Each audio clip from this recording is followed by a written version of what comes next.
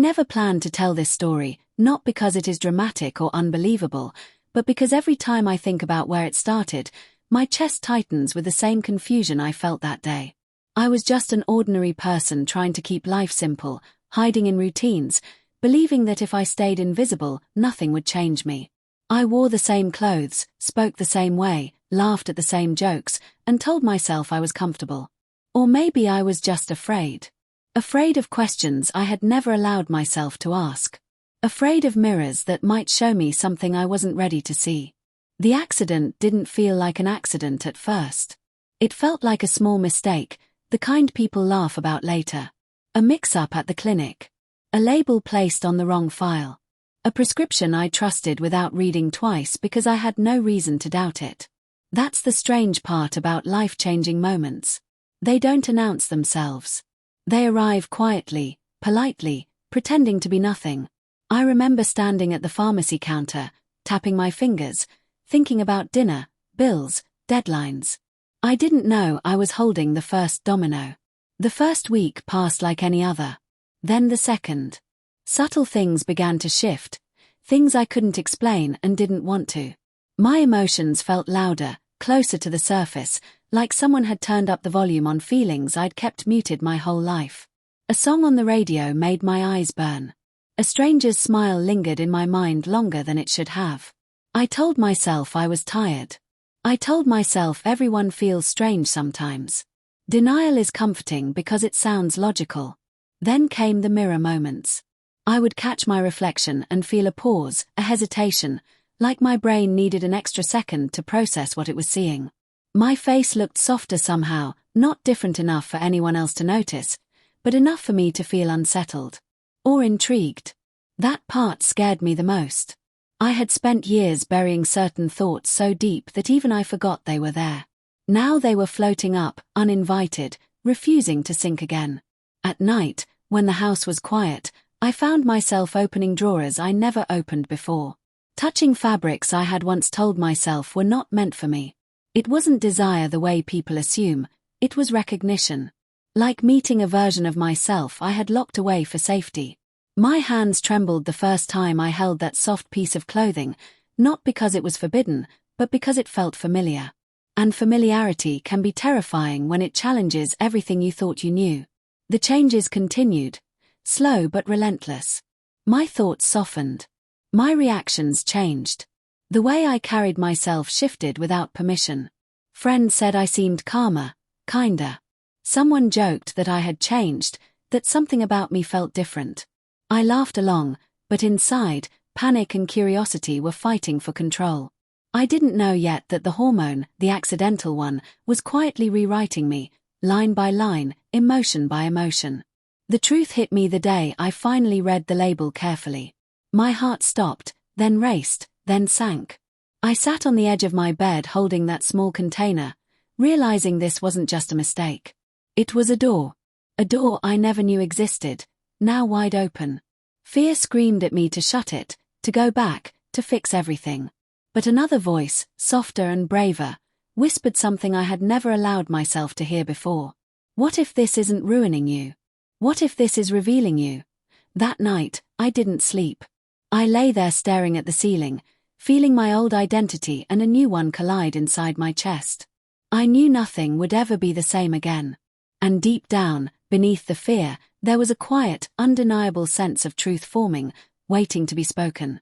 The next morning felt heavier, like the air itself knew something had shifted.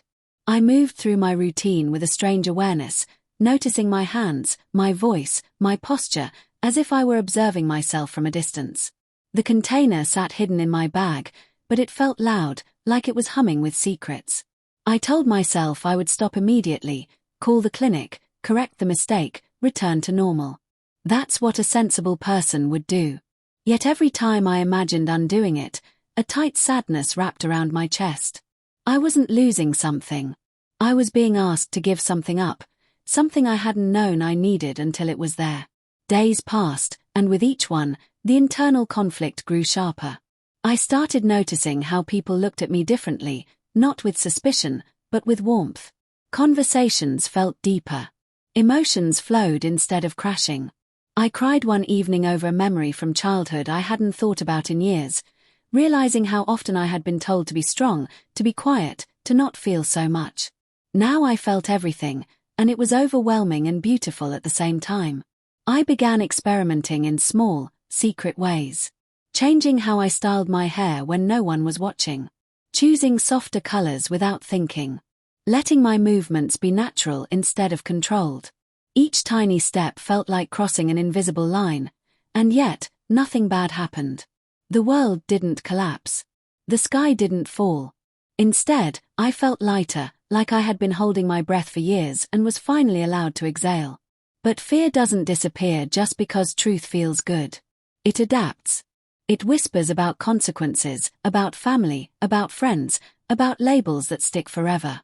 One evening, I stood in front of the mirror longer than usual, dressed in a way that felt right but looked wrong according to every rule I'd been taught. My reflection stared back at me, eyes wide, vulnerable, honest. I asked myself the hardest question of my life. If this was taken away tomorrow, would I survive? The answer came instantly, and it terrified me. I would survive, yes, but I would grieve. The clinic finally called. My heart pounded as I answered. They apologized for the mix-up, explained the error calmly, professionally, as if they were talking about paperwork, not a person's life. They offered to correct everything immediately. I thanked them and said I needed time. The silence on the other end of the line felt judgmental even though it wasn't. When the call ended, I sat on the floor and cried, not because of confusion, but because of clarity. That night, I made a decision that felt both reckless and inevitable. I would continue, not blindly, not carelessly, but honestly. I wasn't running from who I was. I was walking toward something I had been avoiding my entire life. The hormone hadn't transformed me by force. It had simply unlocked a door I had been guarding out of fear. Still, secrets have weight. I started noticing how much energy it took to hide, to edit my words, to watch my gestures. Every interaction became a performance, and exhaustion crept in. I wanted to be seen, but I wasn't ready to be exposed. Courage, I learned, isn't loud. It grows quietly, one moment of truth at a time. As the weeks passed, the transformation deepened, inside and out. My sense of self began to rearrange itself, shedding layers that no longer fit. I wasn't becoming someone else. I was becoming more myself than I had ever allowed. And with that realization came a new fear, sharper than before. How long could I live between two worlds before one demanded an answer? Living between two worlds slowly stopped feeling temporary. What I once told myself was a pause began to feel like a life. At work, I played the role everyone expected, steady and familiar. But the moment I was alone, that role slipped off like a heavy coat. The contrast was exhausting. I started to realize that hiding wasn't protecting me anymore, it was hurting me. Every laugh felt delayed, every smile slightly forced. The more real I became in private, the more unreal everything else felt. One evening, a close friend looked at me carefully, not the quick glance people give, but the kind that lingers. They said, "You seem different. Happier, but also scared." My heart raced. I wanted to lie. I almost did. But something about being seen, even partially, cracked something open. I didn't explain everything. I didn't have the words yet. I just said, "I'm figuring myself out." They nodded, gently, like that was enough. That moment stayed with me longer than it should have. It was the first time I felt acceptance without explanation. Physically, the changes were undeniable now, at least to me. My reflection felt closer, more aligned, even on days when doubt tried to take over. I stopped flinching when I caught my own eyes in the mirror. Instead, I started asking them questions. Who are you becoming? What do you need? The answers didn't come as sentences. They came as feelings. Calm. Rightness. Relief. The accidental hormone became less of an accident and more of a catalyst. I educated myself, slowly, carefully, trying to respect the seriousness of what was happening. This wasn't fantasy. This was identity, health, future. Some nights fear returned full force. I worried about disappointing people I loved, about losing connections, about being misunderstood. But even in those moments, I noticed something new. I no longer wished to go back. The idea of erasing this version of myself felt like erasing air from my lungs. The hardest part wasn't the changes. It was the waiting. Waiting for the moment when secrecy would no longer be possible. Waiting for the courage to speak before being forced to explain. One night, I wrote a message I never sent, explaining everything to my family. I read it over and over, crying, deleting lines, adding others. Even unsent, it felt like a rehearsal for truth. Then came a moment I didn't expect. I was walking outside, lost in thought, when someone addressed me differently than usual, not incorrectly, not mockingly, just naturally. There was no confusion in their voice. No hesitation. It felt like the world had quietly adjusted without asking permission. I stood there stunned long after they walked away. That small interaction carried more validation than I had ever allowed myself to want. I began to understand that courage isn't about certainty. It's about honesty in motion. I didn't have every answer, and I still don't. But I knew one thing with clarity that cut through every doubt. This wasn't a phase caused by a mistake. The mistake had simply removed the mask I wore so well that even I believed it was my face. As acceptance grew inside me, fear started losing its grip. I wasn't brave yet, but I was braver than before. I was no longer asking if I could go back. I was asking how to move forward without betraying myself. And that question, once asked, refused to be ignored. The moment I finally spoke out loud felt smaller than I imagined and heavier than anything I had ever carried. There was no dramatic announcement, no perfect timing. Just a quiet room, a steady breath, and the truth stepping forward without armor.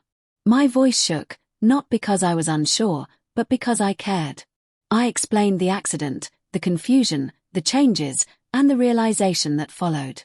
I didn't ask for permission. I asked for understanding. Silence filled the space afterward, stretching long enough for old fears to resurface. Then something unexpected happened. I wasn't rejected. I wasn't fixed. I was listened to. Not everyone understood immediately. Some needed time. Some asked questions that came from love but still hurt. Yet even in those moments, I felt something new anchoring me. I wasn't disappearing to keep the peace anymore. I was present, honest, and real. That alone felt like a victory I had waited a lifetime to claim. As days turned into weeks, the world adjusted in quiet ways. Not perfectly, not without effort, but it adjusted. I learned that acceptance doesn't always arrive as applause. Sometimes it arrives as normalcy, as people continuing to show up, as conversations moving forward instead of freezing in the past. I learned to forgive myself for the years I spent hiding, because survival had required it then. Growth required honesty now. The hormone was never the true transformation. It was the invitation. The real change happened when I chose not to erase what I had discovered. When I chose courage over comfort, even when comfort begged me to stay silent. I stopped thinking of myself as broken or mistaken. I began thinking of myself as revealed. There are still hard days. Days when doubt creeps back, when old voices try to remind me of who I used to pretend to be. But now, I answer them differently. I remind myself that authenticity isn't loud. It's steady. It's waking up and recognizing yourself without flinching. It's choosing truth even when it costs something. Especially when it costs something. If you're listening to this and wondering why this story matters, it's not because of hormones or accidents or labels. It matters because sometimes life changes us in ways we didn't ask for, and we get to choose whether we treat that change as a curse or a key. I didn't plan this journey, but I own it now. Fully. The accidental hormone didn't steal my identity. It gave it back to me. And for the first time, I'm not living as who I was told to be. I'm living as who I am.